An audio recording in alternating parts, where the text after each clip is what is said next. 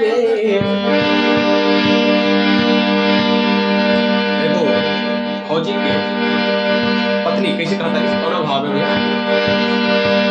और कान्हे बंदुकिया हरवा, कान्हे बंदुकिया हो, कान्हे बंदुकिया हरवा, अरे फौजी जवान रे।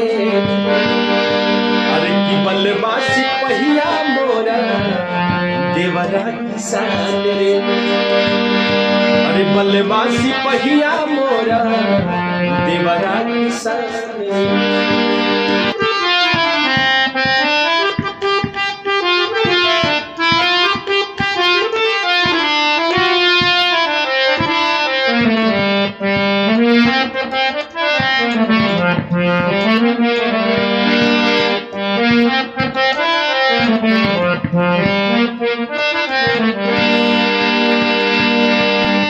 कान्हे बंदुकिया हरवा, कान्हे बंदुकिया हो, कान्हे बंदुकिया हरवा, फौजी जवान रे। बलवा सिपहिया मोरा देवरा किसान रे। अरे बलवा सिपहिया मोरा देवरा किसान रे।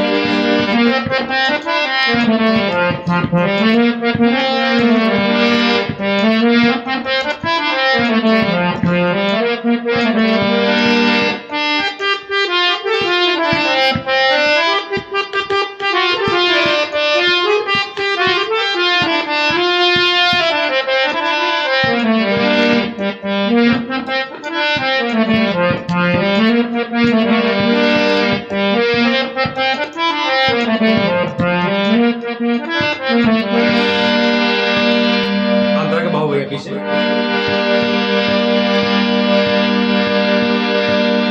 अरे सैया जी के माथे टोपी और देवरा के पगड़ी, देख के जुड़ाई जाला मन जाला भरी। और सैया जी के माथे टोपी देवरा के पगड़ी, देख के जुड़ाई जाला भर जाला गगरी। सैया जी के माथे टोपी देवरा के पगड़ी, देख के जुड़ाई जाला भर जाला गगरी। और देशवा के खातिर बारे, देशवा के खातिर हो,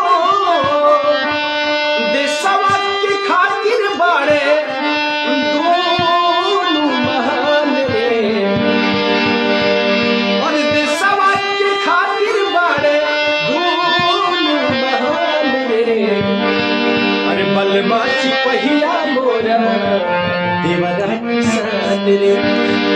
बलवा सिपहिया मोरा देवरा किसान रे।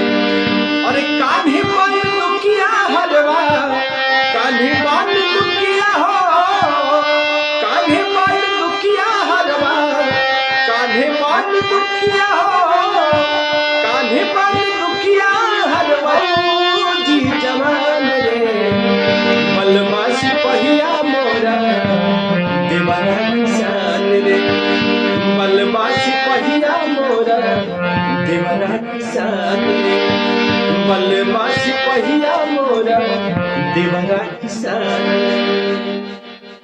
तो नमस्कार साथियों, आपको हमारी ये जो है गाना कैसा लगा कमेंट करके जरूर बताइए। साथियों, आप मेरे चैनल पर नए हैं तो मेरे चैनल को सब्सक्राइब कर लीजिए। गाला भरा हुआ है, सर्दी काफ़ी है, लेकिन फिर भी आप लोग के एंटरटेनमेंट के लिए कोशिश करता हूँ कि वीडियो बना दूँ। चलिए, बहुत बहुत धन्यवाद आपको।